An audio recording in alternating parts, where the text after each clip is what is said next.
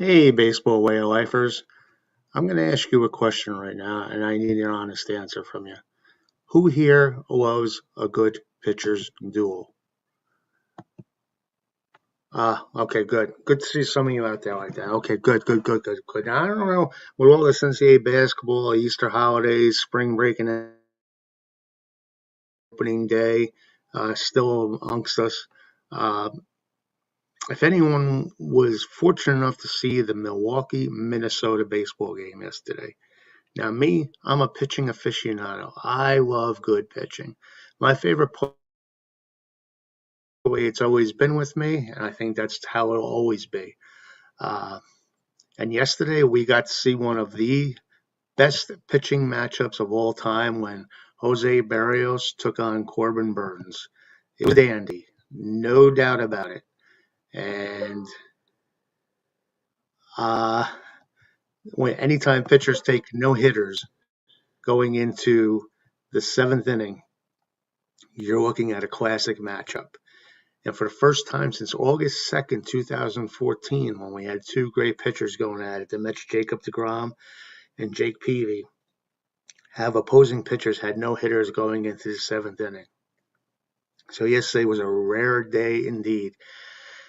And the Brewers and Twins have good hitters, but pitching dominated. These two pitchers dominated the hitting at American Family Field. Now, sometimes all good things must come to an end. And in the top of the seventh, Twins center fielder Byron Buxton looks like he may be approaching his breakout year that everyone's expected of him. Broke up Barnes' no-hit bid with a solo home run to center field.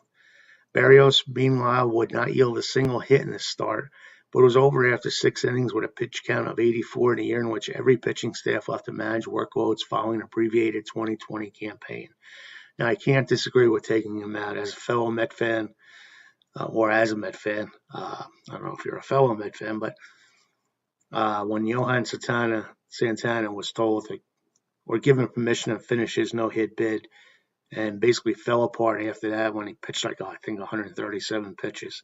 I've never been a fan of chasing individual records in a game if it meant hindering your physical performance, both short-term and long-term. So I'm kind of glad that they did take Berrios out because he is a good arm and he's part of the future with the Twins.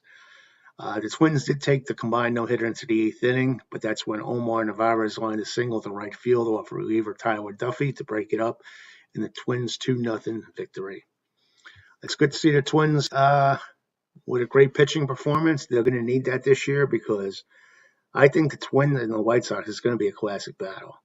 If the Twins can outpitch the White Sox, then I think the division is theirs. I still like the White Sox, but it's very encouraging to see the Twins have such a good performance. Now, going back to the performance of both pitchers yesterday, Corbin Burnes struck out 11 batters in his 6 1/3 innings and Berrios fanned 12. Now, according to stats, it's the first time in a modern era since 1900 that both starting pitchers in the game struck out 10 or more batters and yielded one or no hits. So, again, we're seeing baseball history occur almost on a daily basis so far with the 2021 season. Don't you just love it? Rocco Baldelli said it's a fantastic baseball game for anyone who loves the game. For anyone that doesn't mind showing up and watching two elite starters go at it at the top of their games. I don't know if I've been to too many games at the major league level as a participant of any kind or just a spectator on television. I haven't seen too many games pitched like that through 6 innings. That was really fun to watch, and I'm glad we were able to come through with a couple of runs and get the job done. That's an old-time pitcher's duel right there.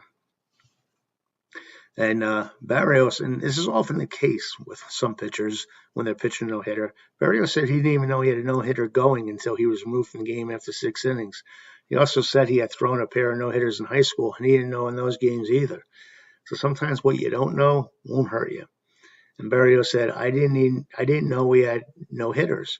When Rocco came to me and took me out of the ball game, he just gave me a hug. He didn't say anything, didn't let me say anything back to him. When I came off the field, I saw that we had a no-hitter going.